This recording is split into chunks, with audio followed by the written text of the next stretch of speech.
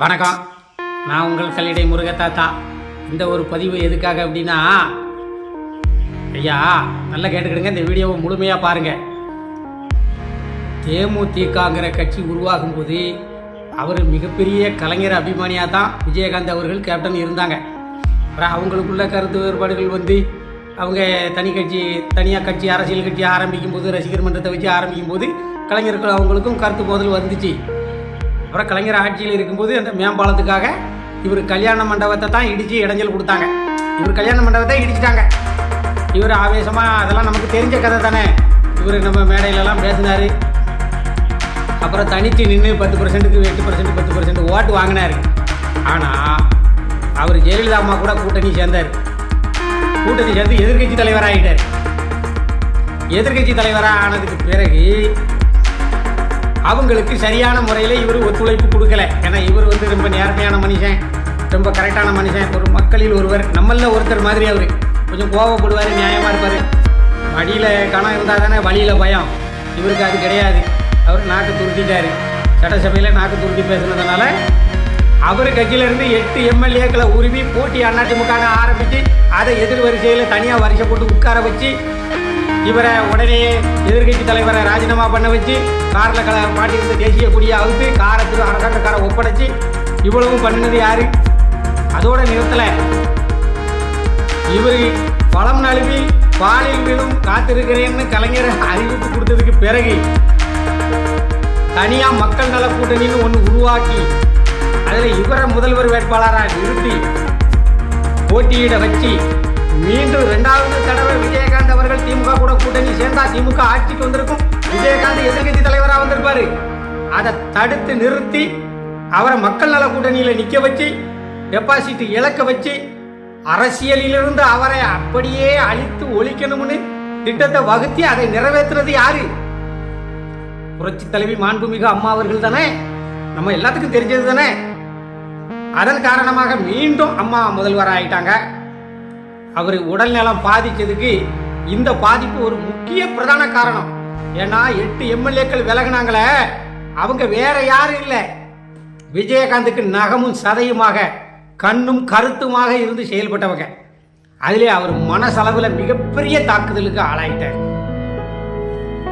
அவர் அப்படிப்பட்ட அந்த பாதிப்புக்கு உள்ளான அந்த கட்சி தலைமை அதிமுக கூட கடந்த தேர்தலில் கூட்டணி வச்சிருந்துச்சு. அப்போ மட்டும் விஜயகாந்த் ஆத்மா சாந்தி அடைஞ்சிருக்குமோ, இவங்களை வாழ்த்தி இருக்குமோ? ராஜ்யசபா சீட்டு தாரேன்னு சொல்லி தானே ஒப்பந்தம் போட்டீங்க. அவங்களுக்கு ராஜ்யசபா சீட்டு கொடுக்கல, எடப்பாடியார் கொடுக்கல. தெரிஞ்சோ தெரியாமலோ, அறிஞ்சோ அறியாமலோ அண்ணன் எடப்பாடியார் அப்படின்னு சொன்னாலே அது துரோகம் அப்படிங்கிற மாதிரி அர்த்தங்கள் மாறிக்கிட்டே இருக்கு. அதுக்கு நம்ம என்ன செய்ய முடியும்? ஏன்னா அதை அவங்க தான் சரி பண்ணணும். கடைசி வரைக்கும் அந்த அம்மா அலைஞ்சது, பேட்டியா கொடுத்துச்சு, மாநாடு நடந்துச்சு, கோயிலா போச்சு.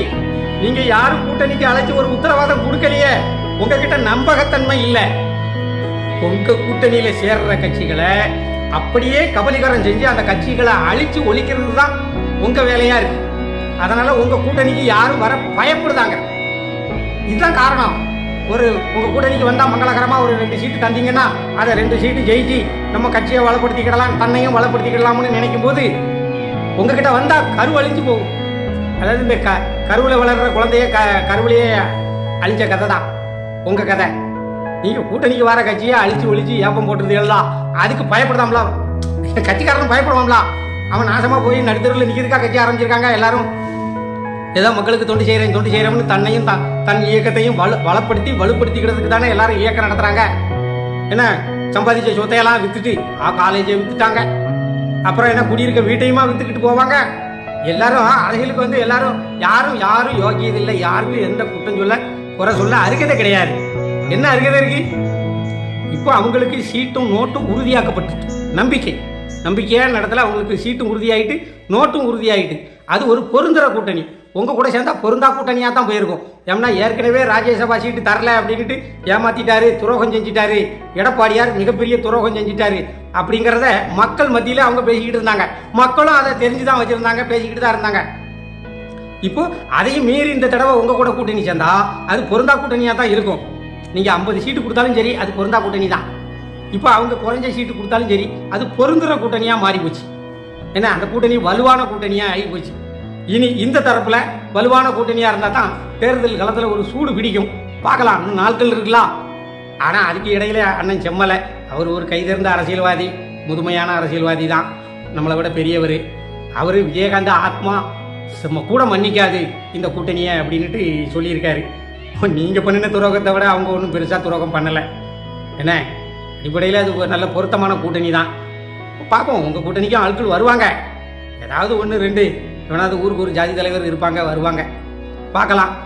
வாழ்க வளமுடன்.